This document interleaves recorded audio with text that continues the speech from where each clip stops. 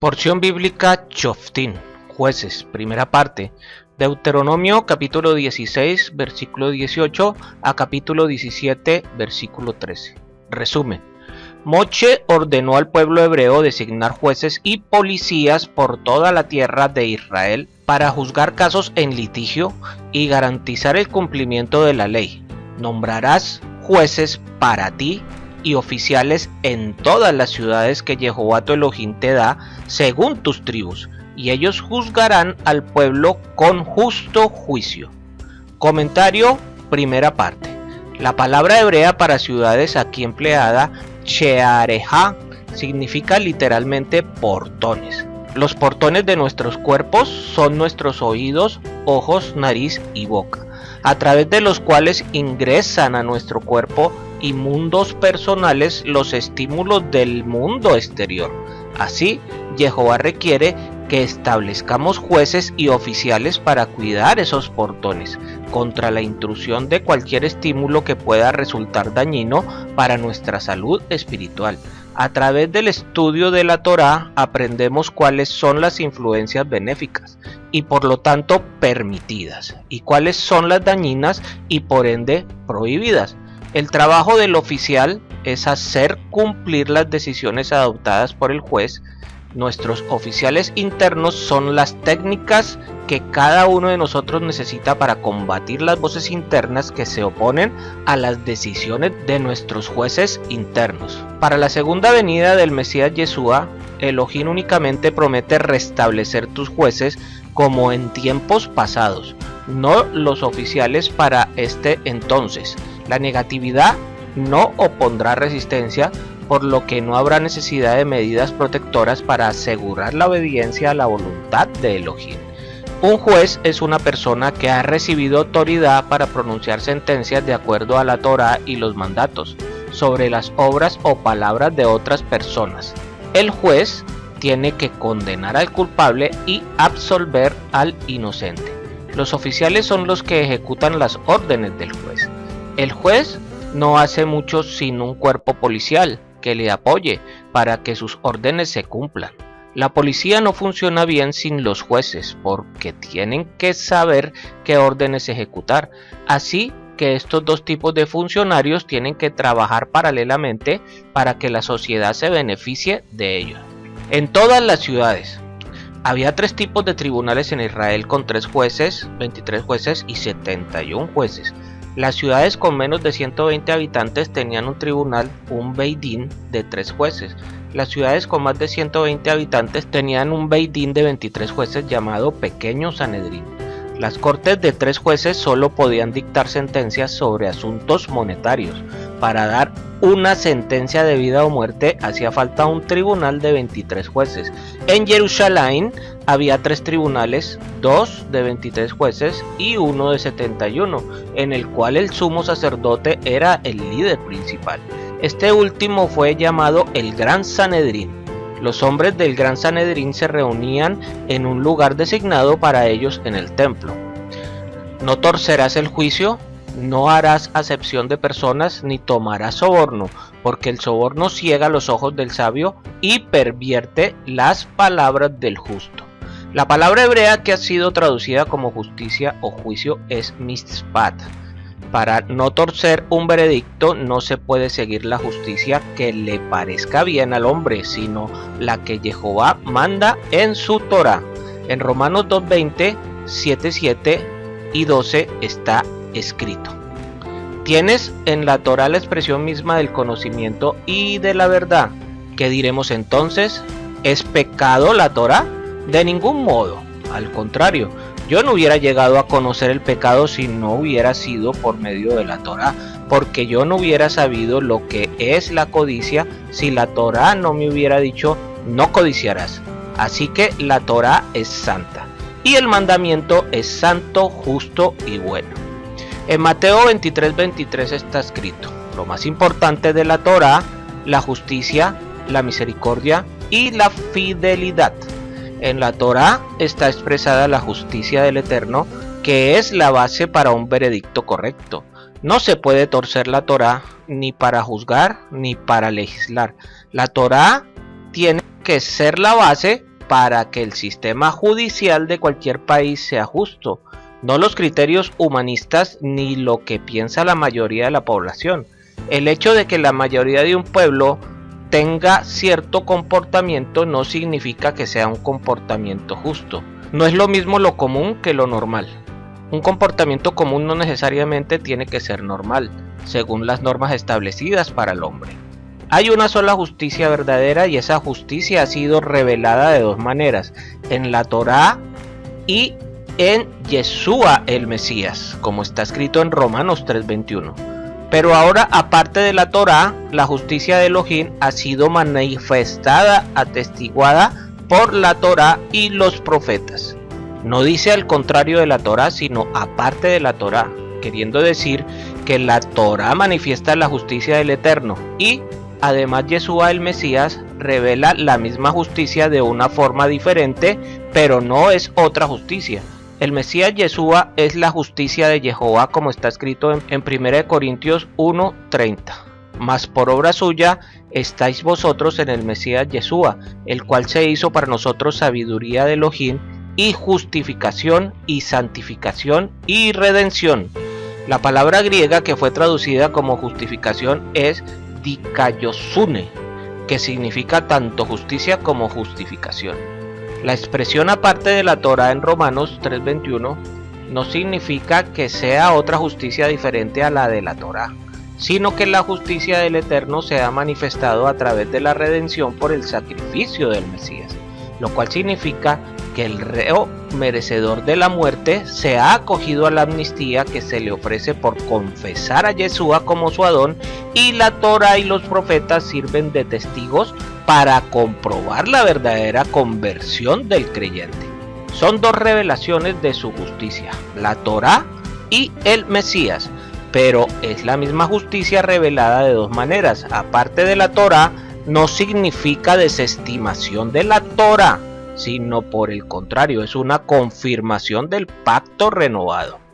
La justicia buscarás, para que vivas y poseas la tierra que Jehová tu Elohim te da.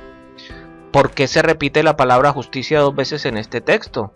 Por un lado, se puede entender de manera que para Jehová es muy importante que se emplee la justicia en la nación, y por eso se repite la palabra dos veces. La justicia es uno de los pilares fundamentales de la sociedad. Por otro lado, está hablando de dos manifestaciones de la justicia que hay que buscar. En hebreo dice perseguir. Como hemos visto antes, la primera está en la Torá. Hay que perseguir esa justicia para obtener una vida larga en la tierra, con shalom, paz y prosperidad. Pero la otra justicia es la redención que ha sido revelada en Yeshua el Mesías, la Torá viviente. Hay que perseguir esa justicia de Elohim dada por medio de Yeshua el Mesías para obtener la vida eterna, como está escrito en Romanos 3 del 22 al 24. Es decir, la justicia de Elohim por medio de la fe en Yeshua el Mesías para todos los que creen, porque no hay distinción por cuanto todos pecaron y no alcanzarán la gloria de Elohim, siendo justificados gratuitamente por su gracia por medio de la redención que es en el Mesías Yeshua. Estas dos manifestaciones de la justicia de Jehová se encuentran en el Apocalipsis 14:12, donde está escrito: aquí está la paciencia de los santos, los que guardan los mandamientos de Elohim y la fe de Yeshua. Según este texto, ¿quiénes son los santos? Los que buscan esas dos manifestaciones de justicia, la Torá y la redención de Yeshua. No plantarás para ti árbol de culto o cualquier clase de árbol junto al altar de Jehová tu Elohim que hagas para ti. Antiguamente había una costumbre de plantar árboles en las entradas de los templos paganos. Está prohibido plantar árboles junto al altar. Este mandamiento también ha dado lugar a la costumbre de no colocar flores en las sinagogas, por lo menos no cerca del Arón Kodesh, el arca sagrada, donde se guardan los rollos de la Torá. Ni levantarás para ti pilar, lo cual aborrece Jehová tu Elohim. La palabra hebrea que ha sido traducida como pilar es matzebá, que tiene que ver con una sola piedra grande que sirve como altar. En el tiempo de los patriarcas, Jehová lo aceptó, pero por causa de las prácticas idolátricas de los cananeos que usaban este tipo de piedras, se volvió una abominación para el Eterno. Los israelitas solo podían hacer altares construidos con muchas piedras o de tierra. No sacrificarás a Jehová tu Elohim buey o cordero que tenga defecto o alguna imperfección, porque es cosa abominable a Jehová tu Elohim. Yishá no podía haber sido un sacrificio al Eterno porque no era perfecto del todo. Sin embargo, Yeshua sí pudo ser ese sacrificio perfecto porque no tenía pecado. Nuestros hermanos judíos hablan de que el sacrificio del Mesías no puede ser aceptado por 4 cosas fundamentales, a saber: primero, el Eterno prohíbe los sacrificios de humanos.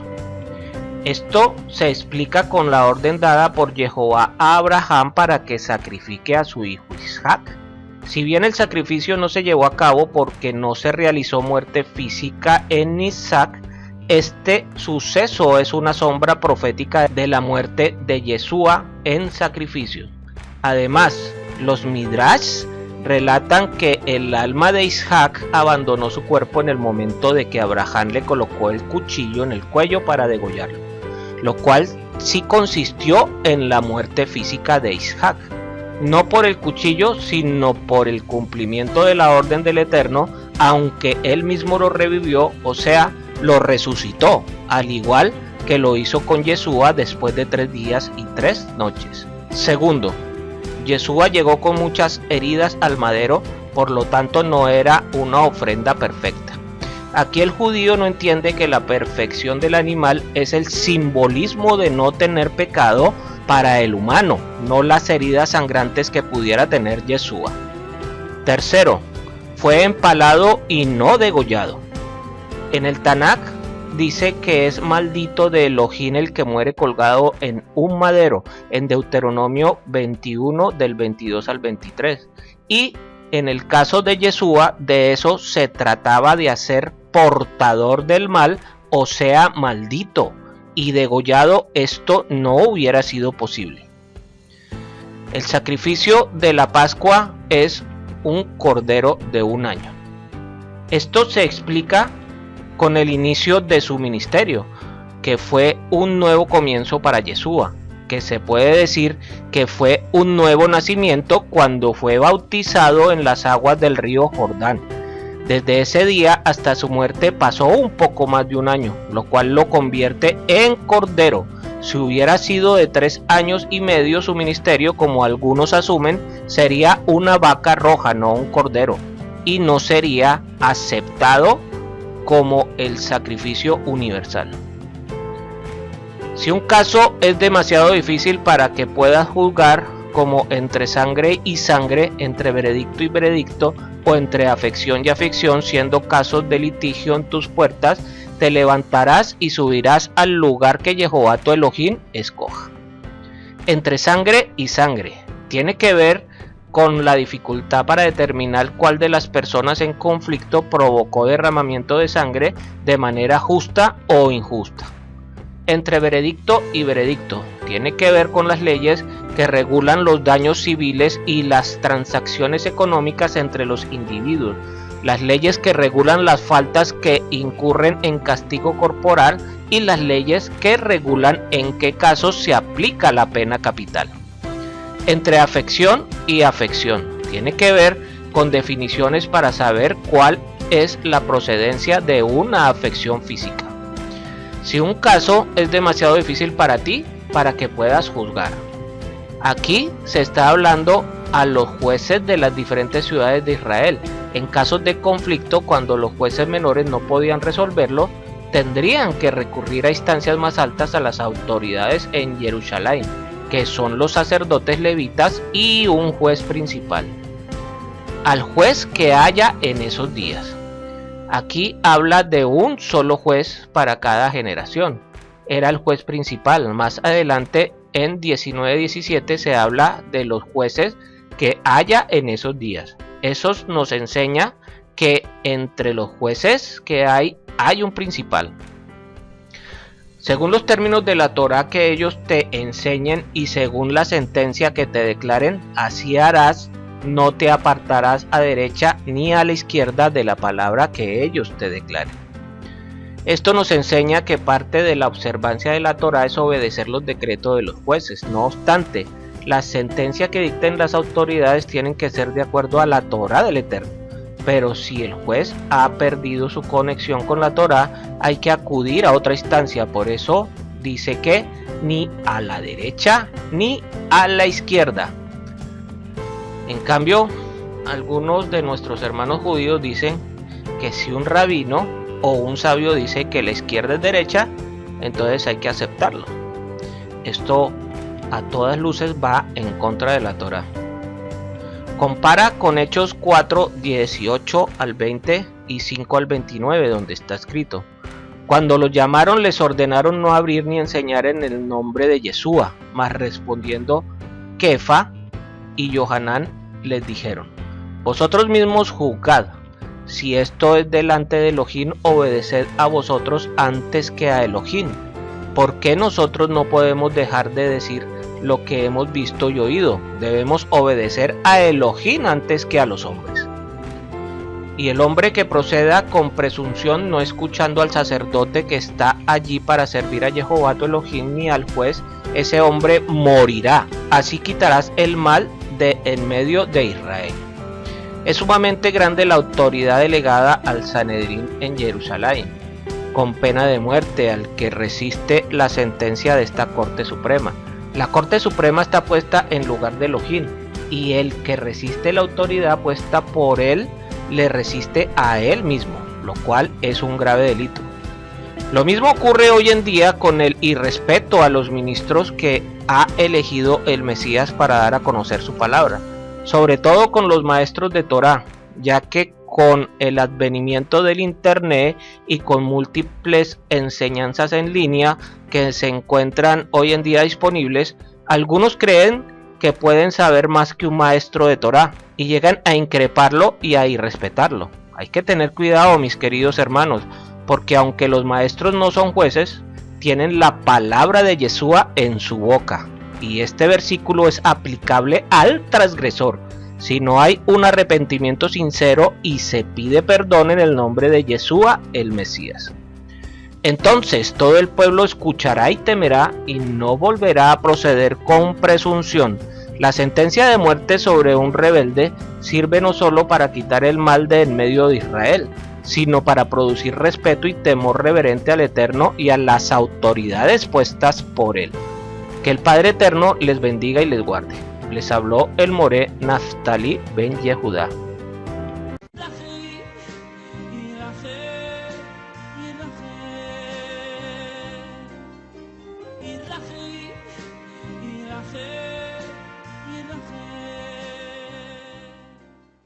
Si este estudio te ha sido de utilidad, te invito a suscribirte en nuestras redes sociales de YouTube, Facebook, TikTok e Instagram. Activa las notificaciones, dale me gusta al video y déjanos tus comentarios, inquietudes o sugerencias.